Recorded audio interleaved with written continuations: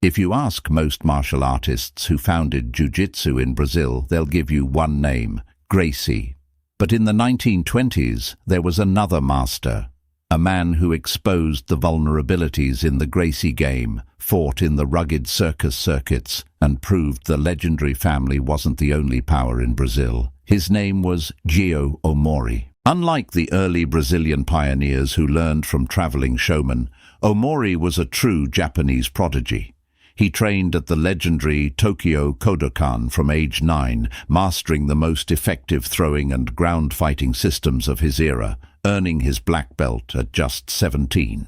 In 1925, he brought that elite knowledge to Brazil. By 1928, he opened the first formal jiu-jitsu academy in São Paulo, beating the Gracies to the region by years. Omori didn't care about pristine mats. He fought anyone for a paycheck. In 1928, he stepped into the ring to face a prominent capoeira stylist to prove whose art reigned supreme. Omori dismantled his opponent so decisively on the ground that the historic clash was actually documented by the New York Times, putting Brazilian grappling on the international map. But his true war was with the Gracies. In 1929 and 1930, Omori took on Carlos Gracie.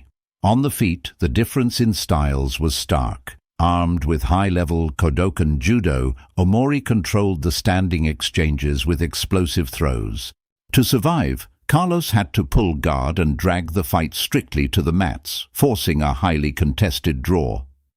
Furious, Omori went to the press, openly declaring that Carlos Gracie was never fully trained by Mitsuyo Maeda, sparking a bitter, multi-year blood feud for legitimacy. The feud boiled over in 1933 when Omori took on George Gracie, the family's most dangerous, untamed fighter. Their first sport match was a grueling 80-minute draw. Months later, they stripped off the jackets for a brutal Vale Tudo war. For 10 rounds, they traded strikes on concrete hard floors. Though Omori's technical skill was flawless, George's relentless endurance finally forced Omori's corner to throw in the towel before the 11th round. Omori cross-trained with international catch wrestlers, weaponizing a savage submission game, including leg locks that mainstream academies ignored. Before his death, Omori passed this complete catch judo hybrid to a nomad named Luiz França.